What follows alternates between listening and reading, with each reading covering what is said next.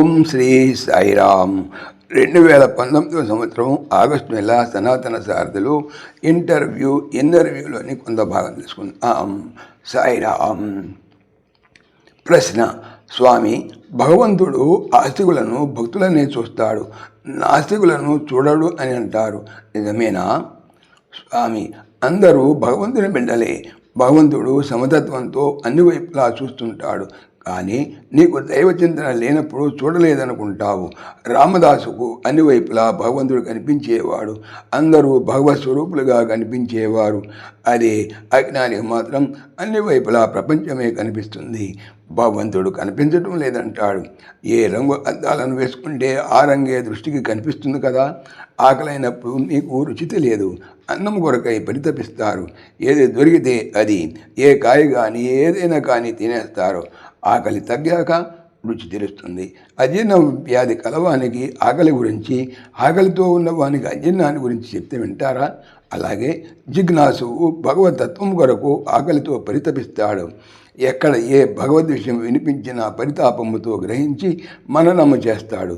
ముందుగా మీరు అనేక జన్మలుగా వచ్చిన అజ్ఞానాన్ని ఎంతో సాధన చేసి తొలగించుకోవాల్సి ఉంటుంది. స్వామి, ఇంకా అడగండి.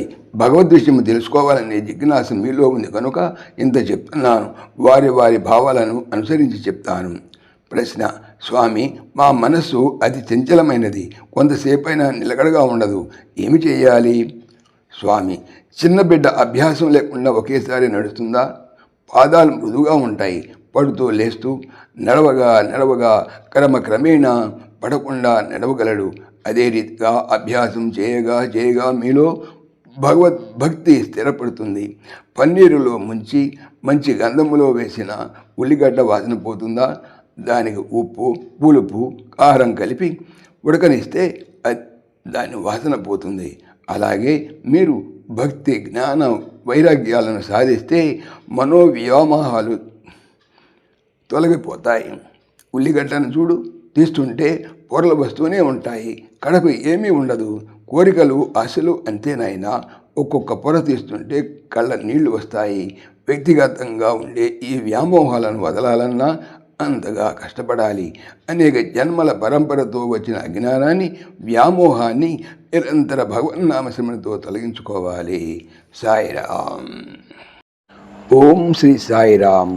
ఈ ఛానల్కి సంబంధించినటువంటి పూర్తి సమాచారము డిస్క్రిప్షన్లో చూడవచ్చును. సాయిరామ్.